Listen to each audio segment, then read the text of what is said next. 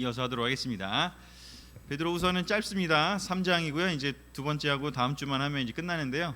오늘은 2장인데요. 거짓 선생과 그 대책이라는 제목으로 함께 보도록 하겠습니다. 베드로후서는 거짓 선생과 대책이라는 제목에서 나온 것처럼 이렇게 그 서신서를 볼 때는 뭐 다 아시겠지만 그 편지를 보냈다라는 건 뭔가 이유가 있는 거잖아요. 그래서 편지들마다의 그 이유가 있어요. 그래서 그 이유들을 생각하면서 읽어야 그 문맥이 이해가 되는 경우들이 많은데, 우리 베드로 후서는 이 거짓 선생에 대한, 교회 안에 거짓 선생이 이제 그 발현되기 시작하는 때가 된 거죠. 그래서 그 부분에 대해서 베드로가 설명을 하고 그걸 어떻게 대응해야 되는지를 이야기하고 있습니다. 바로 이 두 번째 편지 베드로 후서를 쓴 이유가 바로 어디에 나오느냐, 2장 1절에서 3절에 나옵니다. 지난번에 봤던 1장에서는 해법을 얘기한 거고요. 핵심 솔루션을 얘기를 먼저 한 거고요. 그리고 이제 실질적인 어떤 이 편지를 쓴 이유는 이제 2장에 나옵니다. 그래서 2장 1절에서 3절을 보면 그 이유가 나오는데, 제가 그냥 읽어보겠습니다. 좀 기니까요. 전에 이스라엘 백성 가운데 거짓 예언자들이 있었듯이 여러분 가운데도 거짓 선생이 나타날 것입니다. 그들은 파괴적인 이단을 몰래 끌어들여 자기들을 사신 주님을 모른다고 잡아떼며 임박한 멸망을 스스로 불러들이는 자들입니다. 많은 사람이 그들의 방탕한 길을 따를 것이며 그들 때문에 진리가 회방을 받게 될 것입니다. 또 그들은 욕심을 채우려고 거짓말로 여러분을 착취할 것입니다.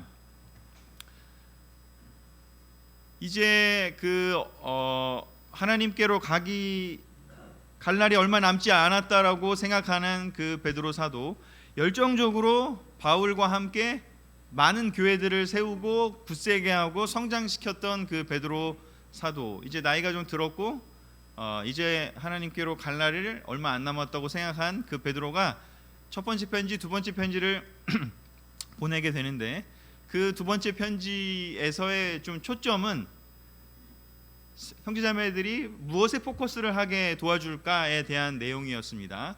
그게 바로 일단 지난 시간에 했던 내용이고요. 그리고 실질적인 문제에 대한 내용이 이제 2장에 나오는데요.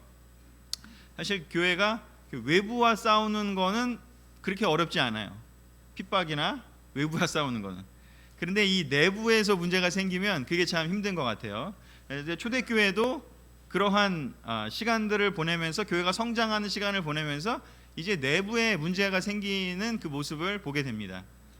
야고보서에서는 단지 그냥 세상과 뭔가 이렇게 세속적인 마음이 들어오는 정도였다면, 이제는 거짓 예언자들, 거짓 선생, 구약에서도 분명히 등장했었고 또 신약에서도 나타날 거라고 이렇게 얘기한 것처럼 실질적으로 지금 등장을 하고 있습니다.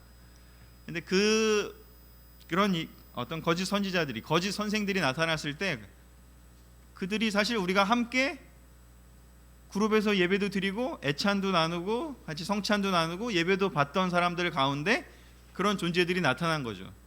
그러니까 굉장히 사실은 어려운 상황이에요. 복잡하고 어려워요. 차라리 외부면 그냥 이렇게 더 쉬운데, 이게 내부에 나타났기 때문에 같이 지내다가 그런 모습들이 나타나니까요. 근데 그들의 특징에 대해서 이제 오늘 함께 좀 살펴보게 되는데요. 여기 보면 그들의 특징이 뭐냐면 방탕한 그들의 삶의 모습이 있다는 거죠. 그래서 전체적으로 봤을 때 크게 교리적인 게 있고요. 그 다음에 실질적인 삶의 문제들이 있어요. 근데 교리적인 문제는 좀 3장에서 좀 이야기를 하고 있고, 2장에서는 좀 실질적인 그런 행동, 삶의 모습에서 이야기를 하는데, 첫 번째는 좀 이렇게 방탕한 길을 따른다. 또 여기 보면 이제 욕심을 채우려고 한다. 자기들의 욕심을 채우려고 한다. 바울의 버전으로 하면 이기적인 야망, selfish ambition이라는 표현을 하거든요. 그래서 자기들의 욕심을 채우려고 그 교회에서 어떤 일들을 하게 된다라는 것이죠. 그리고 거짓 선생이라는 거는 그냥 일반적인 크리스찬, 일반적인 제자가 아니라 지도자급이라는 거죠. 사실은 그래서 더 어렵죠. 그들이 셀피시 앰비션, 자기들의 욕심을 채우려고 그리고 거짓말을 사용한대요. 방법은 거짓말이죠. 그래서 이 본질은 자기들의 욕심을 채우는 거고요. 수단은 뭐냐면 거짓말이죠. 그리고 결과는 뭐예요? 여러분을 착취할 거라고요. 형제자매들이 사실 되게 순수하잖아요. 그리고 우리가 세례 받을 때 다 예수님의 그 제자가 되겠다, 예수님을 주님으로 모시겠다고 우리가 순종하겠다고 결정을 하고 시작을 해요. 그런 좋은 마음을 갖고 있기 때문에 주님에 대한 순종하는 마음을 어떻게 보면 지도자들에게, 선생들에게 어떻게 보면 하는데, 근데 그걸 이용해서 자기들의 욕심을 채우려고 거짓말을 사용해서 결과적으로는 어뷰즈, 남용을 하고 착취를 하는 그런 일들이 생기는 거죠. 지금 미국 그 교회 같은 경우는 이제 뭐 교회에서 이런 영적인 어뷰즈, 남용을 당했다라고 하는 그 사람들은 이렇게 누구라도 좀 이렇게 이메일을 보내라 하면서 지금 그 조사를 하고 있는 거를 제가 좀 봤는데, LA 교회에서 어찌됐건 이 영적인 착취를 당하게 된다면 그 배신감과 그 상처는 이렇게 이루 말할 수가 없죠. 사실 물론 세상에서 뭐 전세 사기를 당하든 금전적인 사기를 당하든 세상에서도 사실은 착취당하고 상처받을 수 있잖아요. 하지만 그거보다 훨씬 더 큰 데미지를 입게 되죠, 교회 안에서. 그 넷플릭스에서 뭐 이렇게 그 나는 신이다, 뭐 이런 것들을 보도 우리가 좀 알 수가 있지 않을까요? 결국은 그 교주의 욕심을 채우려고, 그 성적인 욕심, 또 권력적인 욕심, 돈의 욕심을 채우려고 그들이 사용한 방법은 대부분 거짓말이 들어가 있습니다. 그래서 우리가 거짓말에 대해서 조금 더 민감해져야 돼요. 왜냐하면 욕심을 채우기 위해서는 거짓말이 반드시 따라 붙을 거라고 이 베드로서에도 얘기한 것처럼 이 성경에 이 들어갈 정도라는 것은 이 굉장한 이 수단은, 거짓말의 수단이 바로 이 사용된다라는 것이죠. 우리가 그래서 거짓말을, 교회 안에서 거짓말을 그냥 쉽게 넘어가면 절대 안 됩니다. 욕심을 구별하기는 힘들어요. 셀피시 앰비션이 있는지 아닌지는 구별하기가 사실은 쉽지는 않아요. 보이지 않기 때문에. 하지만 그것이 드러나는 측면을 보면 이렇게 빙하의 그런 모습처럼 이렇게 겉에 숨어 있지만 이렇게 드러나는 측면으로 보면 그게 거짓말로 드러나게 될 거라는 것이죠. 결과는 착취가 될 것이고요. 예수님의 제자가 되도록 도와주고 예수님의 양으로 살 수 있도록 도와줘야 되는데, 그 지도자의 어떤 필요를, 지도자의 욕심을 채우는데 사용된다면, 그 나는 신이다 같은데 나오는 것처럼 그 피해자들이 이렇게 나와서 이렇게 눈물을 흘리고 착취당한 그 영혼들의 모습을 보는 건 너무 안타깝습니다. 그것뿐만 아니라 뭐 여러 가지로 다른 그 이단들이 대부분 이 과정을 반드시 밟는 것이라고 좀 볼 수가 있습니다. 자, 그래서 거짓 선생들의 최종 결과는 착취인데 자기들의 욕심을 채우려고 수단은 뭐다? 거짓말이다. 그래서 우리가 이렇게 거짓말에 좀 민감할 필요가 있습니다. 베드로 사도께서 이 부분을 우리에게 알려주셨습니다. 그리고 그들의 특징이 무엇일까를 좀 이야기를 하고 있습니다. 베드로후서 2장 17절에 19절. 아까는 제가 읽었으니까 한번 같이 읽어볼까요? 시작. 이 사람들은 물 없는 샘과 폭풍에 밀려가는 안개와 같으며 그들에게는 칠흑 같은 어두움만이 있을 뿐입니다. 그들은 헛된 말로 자랑하며 잘못된 길에서 겨우 빠져나온 사람들을 육체의 정욕으로 꾀어 죄를 짓게 합니다. 그들은 사람들에게 자유를 준다고 하면서 자신들은 멸망의 종이 되어 있습니다. 누구든지 정복을 당하면 그는 정복자의 종이 되는 것입니다. 그들의 특징이 또 하나가 드러나는데, 어떤 특징이 있냐면, 이런 사람들의 특징을 베드로는 이야기하는데 뭐라고 얘기하냐면 물 없는 샘, 폭풍에 밀려가는 안개. 뭔가 시적이죠. 자, 물 없는 샘은 뭐냐면 이제 사막에 이렇게 갔는데 저기 오아시스가 있다라고 생각해서 갔는데 물이 없는 거예요. 멀리서 보기에는 물이 있는 것 같아. 뭔가 우리에게 목을 적셔줄 수 있는, 필요를 채울 수 있는 게 있는 것 같아. 근데 막상 가보면 없어요. 그러니까 허무한 거죠, 말하자면. 뭔가 그럴듯하게 설교하고 그럴듯하게 인도하는 것 같지만 실제 그 사람을 개인적으로 만났을 때는 뭔가 공허함이 있는 거죠. 그런 인도자들, 뭐 JMS가 됐던, 뭐 신천지가 됐던, 하나님의 교회가 됐던, 뭐 어디가 됐던 결국은 멀리서 볼 때는 뭔가 오아시스 같지만 실제 그 안에 들어가 봤을 때는 아무 물이 없습니다. 폭풍에 밀려가는 안개는 무엇일까라고 생각해 보면 폭풍 같은 것에 의해서 이렇게 밀려다니는 거예요. 이거를 이제 그 신학자들은 뭐라고 표현을 하냐면 이렇게 유행에 따라간다고요. 이렇게 안개가 이렇게 생겼다 없어지고 생겼다 없어지잖아요. 그래서 그 당시에 뭔가 이렇게 인기 있는 어떤 것들을 잘 사용한다는 거예요. 그래서 뭔가 사람들이 이렇게 좀 있어 보이게 얘기를 하는 것이죠. 성경을 깊게 본질적인 것에 이렇게 꾸준히 세상의 풍조와 상관없이 가르치는 것이 아니라 뭔가 그 당시에 인기 있는 내용들로 그냥 이렇게 꾸며내는 것이죠. 있어 보이는 것이죠. 열매 없음과 유행 따라라는 이 두 가지가 있게 된다고 합니다. 거짓 선생들의 특징, 우리가 이거를 이렇게 잘 구별할 필요가 있습니다.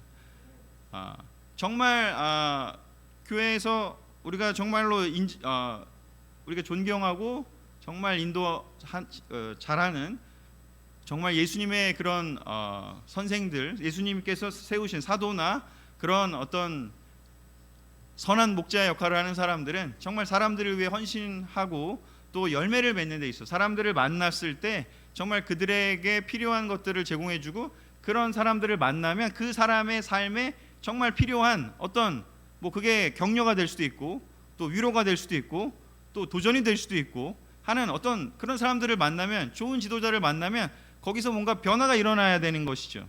하지만 결과가 없습니다. 열매 없으면.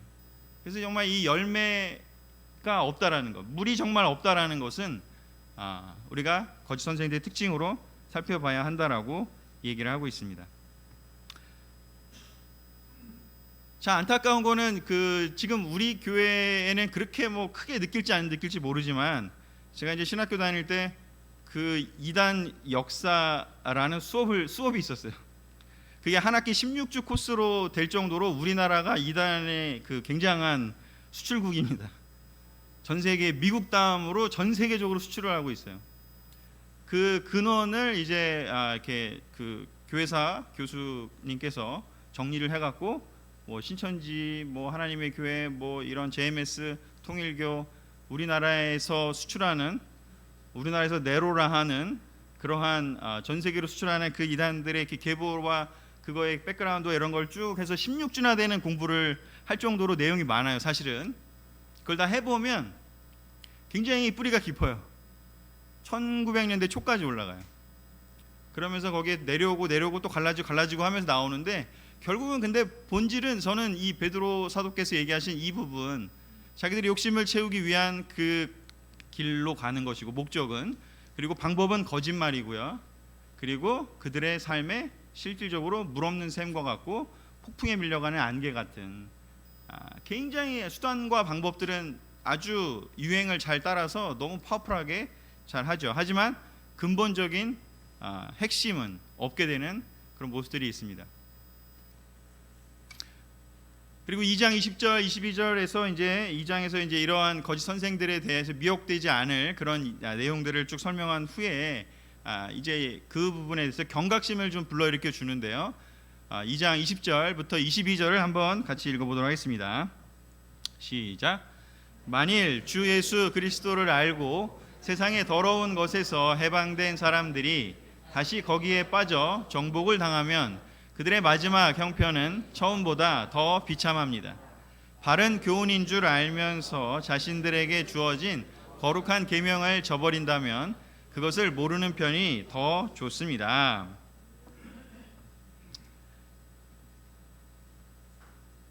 그 나쁜 거짓 선생들이 등장한 건 아주 나쁜 사람들이잖아요. 근데 나쁜 사람들이 있다고 해서 그들한테 미혹되는 그 경우는 뭐 모든 사람이 다 미혹되진 않잖아요. 그래서 결국은 베드로가 얘기하는 건 뭐냐면 이 거짓 선생들에게 미혹되지 않을 책임은 각 사람에게 결국은 있다. 너무 당연한 얘기지만 사실은 너무 중요한 얘기죠. 만일 주 예수 그리스도를 알고 세상의 더러운 것에 해방되었는데 다시 거기에 빠지게 되는 거죠. 거짓 선생들에게 가면 결국에는 잘못된 성경 해석을 통해서 잘못된 교리를 배우게 될 뿐만 아니라 중요한 건 그 교리를 통해서 그 가르침을 통해서 어디로 간다? 삶이 방탕해지고 죄로 빠질 수밖에 없다라는 거죠. 다시 세상의 더러운 것에서 해방이 됐는데 다시 거기에 정복이 당한다는 거예요. 뭐 성적인 것들이 그럴 것이고요. 아이 뭐 괜찮아 그럴 것이고요. 또 뭐 여러 가지로 거짓말도 괜찮다 그러고 뭐 거룩한 거짓말 뭐 이런 말도 쓰잖아요. 뭐 들어보셨는지 모르겠지만 그런 말을 써요. 거룩한 거짓말은 괜찮대요. 뭐 여러 가지로 어떻게 보면은 뭐 그들이 잘 쓰는 말 중에 야 어차피 어떻게 다 하나님 말씀대로 살아 그런 표현을 자주 하고 또 아이 뭐 어차피 인간이 어떻게 죄를 안 져? 라는 어떤 타협하는 이야기들을 많이 하면서 사람들을 어떻게 보면 자유를 약속을 하면서 더 편하게 자꾸 얘기를 해주면서 하지만 결국에는 더러운 것에 해방됐다가 다시 거기에 빠져서 정복당하게 된다는 것입니다. 그러면 어떻게 돼요? 마지막 형편은 처음보다 더 비참합니다. 그 누가복음에도 나오죠. 그 예수님이 든 비유에서 귀신이 나갔는데 청소가 됐는데 그걸 성령님으로 이렇게 잘 채우지 못하면 좋은 것으로 채우지 못했을 때 다시 돌아와서 거기에 더 많은 귀신을 야 여기 깨끗하다 들어가자 그러면서 더 많은 귀신이 들어간다고 하는 것이죠. 근데 그렇게 비참하게 되는 걸 경고하고 있습니다 지금. 근데 핵심은 뭐냐면 바른 교훈으로 시작을 해요. 근데 자신들에게 주어진 그 거룩한 계명을 이제 저버리게 돼요. 뭐 때문에? 그 욕심들에 따르게 되는 것이고요. 사람을 따르는 일이 생기는 것이죠. 바른 교훈으로 시작을 했는데 그 거룩한 계명을 이제 저버리는 단계로 가는 것이죠. 그러면 차라리 모르는 편이 더 좋습니다. 이게 모르는 편이 더 좋다라는 게 그래서 바른 교훈을 알지 말자는 얘기는 아니잖아요. 그래서 그 부분을 한번 생각해 보면 좋을 것 같고요. 이제 이런 어떤 그 현상적인 거를 봤다면 이제 본질에 대해서도 살펴봐야 되는데 베드로 사도는 이 본질을 출발점을 그들의 문제의 출발점을 어디로 보느냐 1장 20절과 또 3장 16절 이렇게 앞과 뒤에 이렇게 배치를 해놨습니다. 가운데 내용이 있고 앞과 뒤에 자 1장 20절을 먼저 읽고 3장 16절 그냥 그대로 같이 읽겠습니다. 시작. 그러나 먼저 알아야 할 것은 성경의 예언을 자기 멋대로 해석해서는 안 된다는 점입니다. 그의 모든 편지에서도 그는 이와 같은 말을 했는데 그 가운데는 알기 어려운 말이 덜어 있습니다. 무식하고 믿음이 약한 사람들이 다른 성경처럼 그것도 억지로 해석하여 스스로 멸망을 불러들이고 있습니다. 아멘. 그들의 그 근본적인 출발점은 어디냐라는 것은 바로 성경을 자기 멋대로 해석을 했다라는 것이죠. 예수님이 가르쳐 그 구약에서 예언자들로부터 전해 내려왔고 예수님이 다 알려주셨고 그 예수님이 알려주신 것을 사도들이 전해서 교회가 시작이 됐는데 근데 그 시작된 그 흐름에서 온 그 좋은 전통에서 온 그 가르침을 어떻게 보면 이제 내버려 두고 자기 멋대로 자기 마음대로 해석을 해서 새롭게 제시를 하게 된다는 것이죠. 모든 그 우리나라에서 있는 그 유명한 이단들의 그 특징이 바로 이 자기 멋대로 해석하는 게 포함되어 있습니다. 궁극적으로는 재림 예수가 뭐 통일교회 누구다, 뭐 신천지의 누구다, 하나님의 교회의 누구다, JMS다, 뭐 이렇게 결국에 자기 멋대로 해석을 합니다. 그리고 바울이 쓴 편지에서의 그 알기 어려운 말이 덜어 있다고 했는데 이건 뭐냐면 바울이 어떻게 보면 이제 율법에서 우리는 자유롭다라고 얘기했잖아요. 뭐 할례도 안 받아도 되고 뭐 날과 달과 절기를 안 지켜도 되고 뭐 이런 얘기를 했는데 그 자유를 이제 억지로 해석을 해가지고 이제 우린 다 자유다. 죄를 져도 문제가 없어. 특히 이제 이거는 이제 구원파라고 하는 쪽에서 얘기를 하는데 한번 구원받으면 그냥 끝까지 내가 아무리 죄를 져도 그 우리 로마서의 그런 표현 있잖아요. 그런 것처럼 한번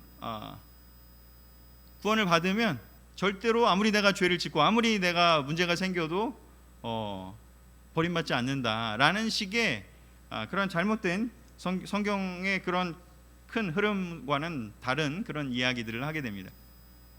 좀 이거를 이렇게 그 도표로 좀 보면 여기서 핵심을 우리가 좀 잘 찾아야 됩니다. 여기서 자기 멋대로 해석하는 이라고 해서 자기 멋대로라고 했는데 그러면 사실은 이 말을 조금 더 잘 이해하기 위해서는 자기 멋대로 다른 버전에 보면 사사로이라고 번역이 된 부분이 있고 원 뜻도 잘 보면 사적인, 자기 멋대로 사적인 이렇게 이런 맥락으로 쓰여 있습니다. 즉 개인적으로 자기 멋대로 그들만의 집단에 해당되는 그런 성경 해석의 방법을 쓰는 거죠. 그럼 그것과 반대는 뭐냐? 사실 우리는 모두가 다 성경 해석자예요, 사실은. 그렇죠? 성경을 해석을 안 하는 사람은 한 명도 없습니다. 근데 중요한 건 뭐냐면 그걸 어떻게 해석을 하느냐, 어떤 것과 비교하고 어떤 것과 살펴봐서 이 문제가 없는지를 알 수 있느냐는 좋은 전통, 즉 예언자와 사도들에 의해서 이렇게 전해 내려온 좋은 전통과 비교해 보는 수밖에 없습니다. 그리고 사적이지 않아야 합니다. 공적이어야 합니다. 그 좋은 전통에 의해서 내려온 것들을 우리가 잘 비교해서 이 가르침이 예언자와 사도들의 그 전통에 바로 서 있는지, 아니면 이것이 정말 그냥 변형되고 뭔가 뒤틀려져 있는지, 그리고 이런 것들이 결국은 개인의 그 욕심, 그 교주들의 욕심에 기반을 하게 된다면 그것은 특히 우리나라적인 그 관점에서 보면 샤머니즘적이냐 아니면 인격적이냐, 하나님 관계가 샤머니즘적이냐 아니면 인격적이냐, 이런 용어로 사용이 될 수가 있거든요.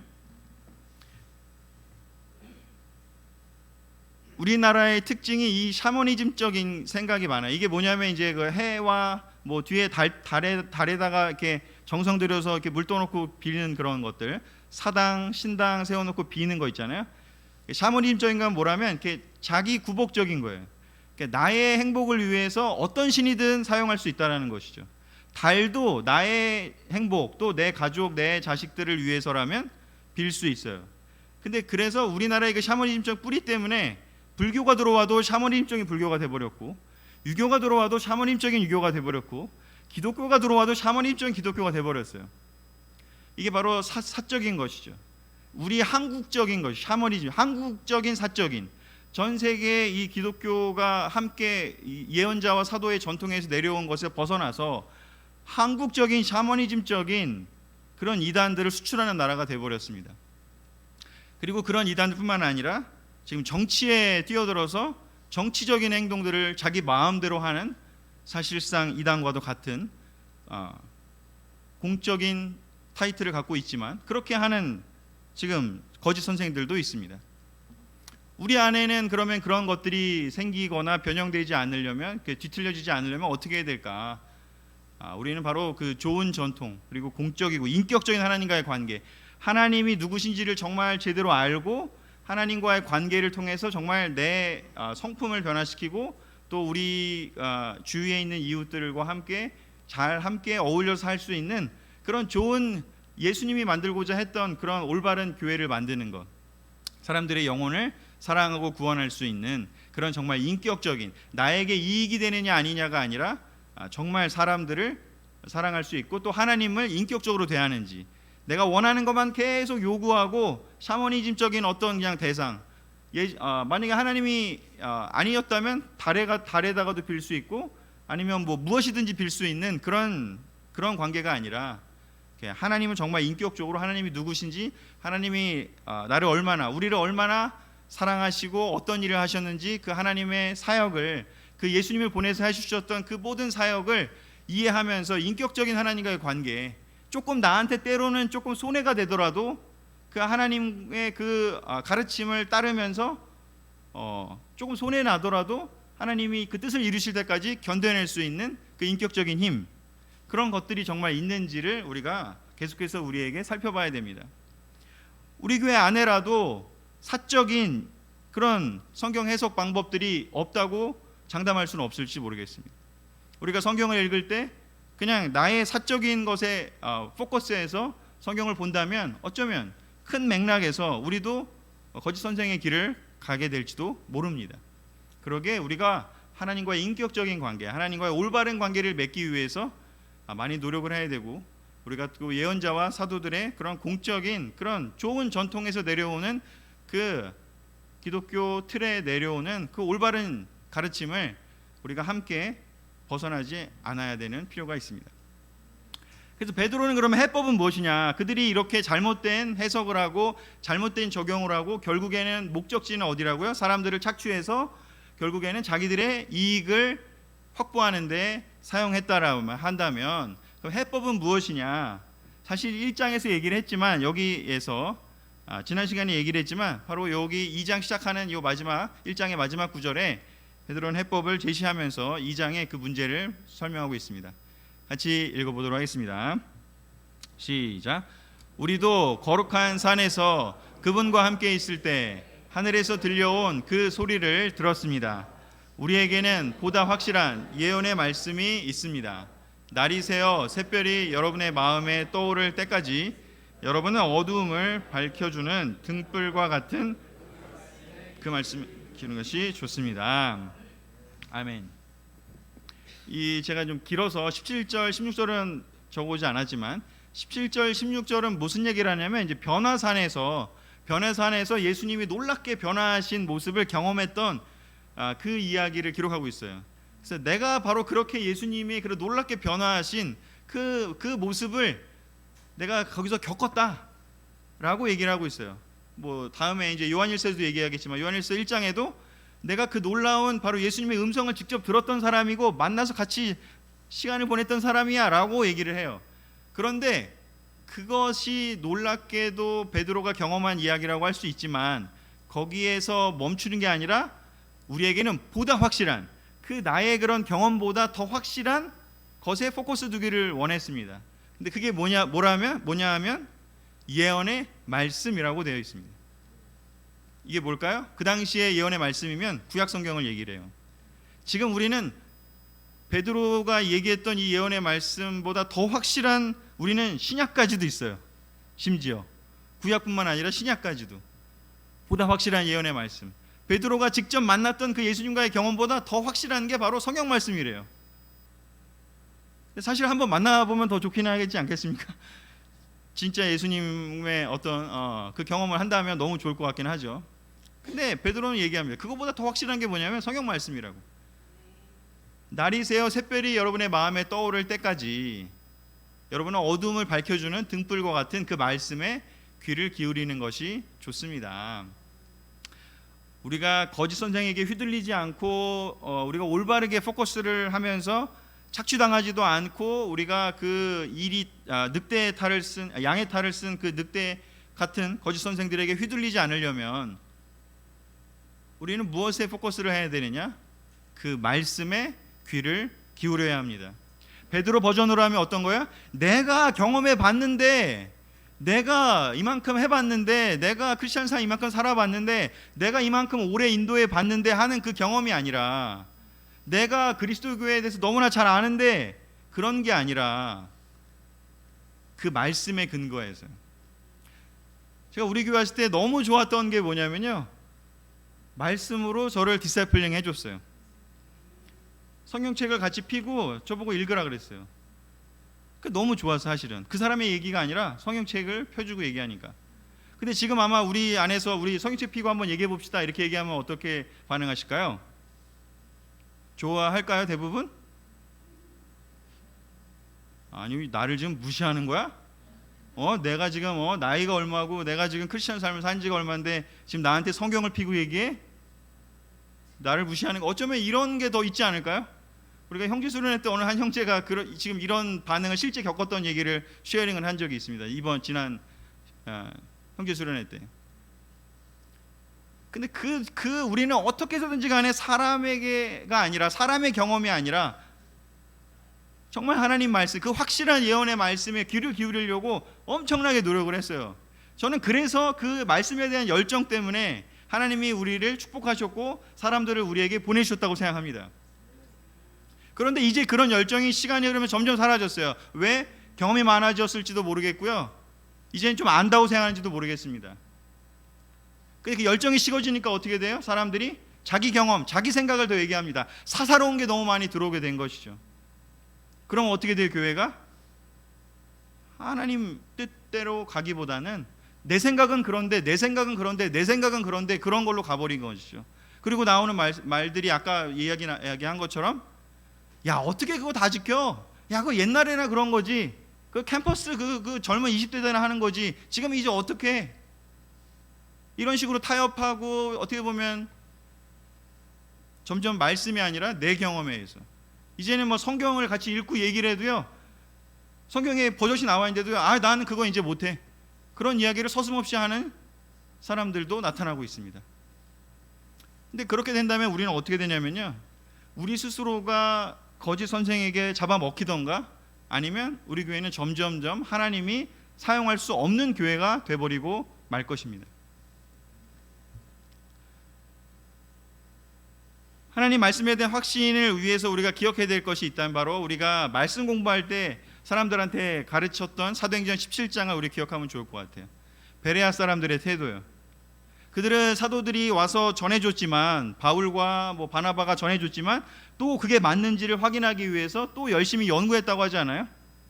근데 지금 우리는 다른 사람이 성경 공부하는 사람한테 그거 가르쳐요. 근데 우리는 그렇게 하고 있나요? 여전히 그렇게 확인하고 있나요? 지금 만약에 제가 이렇게 얘기를 했어도 또 가서 확인해보고 또 가서 확인해보고 하시나요? 제가 만약에 잘못 가르치면 어떻게 해요? 큰일 나지 않겠습니까? 베레아 사람들의 태도를 저는 다시 우리가 가질 필요가 있다고 생각이 듭니다. 그거는 그때만 성경 공부할 때만 필요한 게 아니라 크리스찬이 돼서 베드로 사도처럼 지금 하나님 나라가 갈 날이 얼마 안 남은 그 때까지도 우리는 그 말씀에 대한 귀를 기울이는 그 태도를, 베레아 사람 같은 그 귀를 기울이는 그 태도를 견지해야 한다라고 생각합니다. 두 번째는요, 디모데전서 4장에 나오는 것이 바로 무엇인가? 바울이 디모데에게 그대는 그대의 가르침과 삶을 유심히 살피십시오. 사실 굉장히 챌린지 되는 이야기고요, 매일매일 정말 찔리는 이야기고요, 특별히 가르치는 일을 하고 있기 때문에 저는 더 많이 두렵고, 사실은 이 부분에 대해서 굉장히 조심스러운 부분이 있어요. 근데 가르침과 삶의 일치 여부를 확인하라고 한 이 바울의 그 권면은, 베드로에 대한 권면은 우리가 우리 자신에게도 적용해야 될 뿐만 아니라 인도자들에게도, 또는 누군가가 어떤 방향으로 이끌려고 하는 사람이 드러날 때 항상 포커스해야 될 것입니다. 아니, 정명석이 가르침과 삶이 일치하지 않잖아요. 이만희가 일치하지 않잖아요. 통일교가 일치하지 않잖아요. 그런 그 일치하지 않는 것을 우리가 살펴볼 수 있어야 한다는 겁니다. 근데 그 정도까지 너무나 크게 벗어난 그런 이단들 뿐만 아니라, 그런데 실제로 우리 안에도 그건 지도자들만의 문제일까요? 우리들은 안 그럴까요? 우리들은 어떨까요? 가르침과, 우리들이 누군가를 가르치고 우리들이 그렇게 되면 가르침과 삶의 일치가 나 스스로 살펴보는 것에 대해서 우리의 마음은 요즘 어떻습니까? 이게 너무 힘드니까 아유 이제 안 해. 그냥 원래 그런 거지 뭐. 그러면 이제 그냥 그런저런 교회 되면서 이제 사라지는 교회 될 겁니다. 이거를 그렇게 부단히 하려고, 이게 안 될 때 너무나 애통해하고 너무나 그렇게 하려고 애를 쓰고, 그런 마음의 태도를 가지고 함께 나누고 그래야 되는 거 아닐까요? 그 안타까움, 그 애통함이 있어야 되지 않을까요? 그 팔복에서 얘기한 것처럼 그 안타까움, 내가 이렇게 많이 시간을 보냈음에도 불구하고 여전히 안 되는구나. 저도 마찬가지인 것 같아요. 정말 저도 어떤 때는 막 좌절스러울 때가 있어요. 27년이라는 시간을 제자로 살았는데 여전히 참 이 밴댕이 소갈딱지에 뭐만 조금 나를 건드리면 막 화나고 싶고 막 그냥 이렇게 공격하고 싶은 마음이 드는 제 기질을 보면서, 근데 우리가 알 것은 뭐냐면 기질과 성품은 다르다는 겁니다. 기질은 잘 안 바뀌어줄 수 있어요. 근데 성품은 쌓일 수 있다라고, 변할 수 있다라고 성경은 이야기하고 있습니다. 기질과 우리의 성품을 좀 분별하면 좋을 것 같아요. 우리 MBTI 많이 하고 해서 사람은 안 바뀐다 여러 가지 얘기하지만, 그래요, 기질은 안 바뀔 수 있어요. 내가 타고난 게 그런 부분이 있으니까. 하지만 거기에서 어떻게 그 기질을 대하는 나의 태도가 있는지는, 그거는 너무나 다르다고 생각이 듭니다. 마지막 정리하겠습니다. 베드로 사도 되게 심플하면서 핵심을 짚어서 저는 얘기하고 있다고 봅니다. 그 진짜 겉으로 드러나는 그 이단들 뿐만 아니라 우리 교회도 미적지근해지고 잘못된 길로 가기를 원하지 않는다면, 우리는 베드로가 얘기한 것을 다시 한번 지켜봐야 되고요, 잘 깊이 묵상해야 되고요, 다시 우리 1장의 그 내용으로 다시 돌아가서 마무리하고 싶습니다. 결국은 왜 우리가 말씀에 포커스해야 되냐면 이 두 가지 하기 위해서요. 지난주에 얘기했죠. 첫 번째, 하나님과 예수 그리스도를 올바로 아는 지식을 우리가 얻기 위해서. 두 번째, 파괴적인 정욕을 피해서, 세상의 파괴적인 정욕을 피해서 우리가 신의 성품에 참여하기 위해서. 그냥 죄가 아니라고 얘기하는 세상 풍조가 있지 않습니까? 포스트 모더니즘 시대라고 해서 관용을 해야만 한다라고, 그거는 피할 수 없는 그런 명제처럼 얘기하고 있죠. 하지만 우리는 모든 것이 다 가하다, 그러나 이렇게 빌드업할, 세울 수 있는, 사람들을 세울 수 있는 데에 우리의 능력을, 우리의 은사를 사용할 수 있도록, 우리의 정욕이 거기에 우리의 능력이, 우리의 은사가 사람들을 세우는 데 사용되게 해야지, 나의 정욕을 위해서 죄를 짓는데, 음행하는데, 거짓말하는데, 사람들을 미워하고 시기하고 질투하고 공격하는데 쓰지 않을 수 있도록 우리가 신의 성품에, 예수님의 성품에 참여하기 위해서 부단히 노력하는 길밖에 없다라고 이야기하고 있습니다. 우리가 먼저 그런 성품에 참여하기 위해 노력을 해야 그들이 그렇지 않은 걸 알 수 있죠. 자기가 맨날 어떻게 보면은 자유행위하고 야동 보는 그런 의사가 나와서 자유행위가 옳다라고, 야동 보는 게 나쁘지 않다라고 얘기하겠죠. 자기가 그렇게 하니까. 어떤 사람들이 어떤 말을 할 때 우리가 봐야 될 거는 그가 정말 그 삶이 어떤지를 보는 것이죠. 죄를 괜찮다고 얘기하는 사람은 잘 보면요, 죄를 짓는 사람이에요. 타협하는 사람들 잘 보면요, 타협하니까 타협하라고 얘기하는 거예요. 자기가 타협하니까, 자기를 보호해야 되니까, 자기를 지켜야 되니까. 신의 성품에 참여하려고 하지 않는다면 우리는 방탕의 길로, 자유를 약속하는 길로 갈 수밖에 없습니다. 그래서 우리 이 부분을 다시 한번 우리 1장과 2장 통합해서 다시 한번 마무리하면서 오늘 말씀을 마치겠습니다. 네.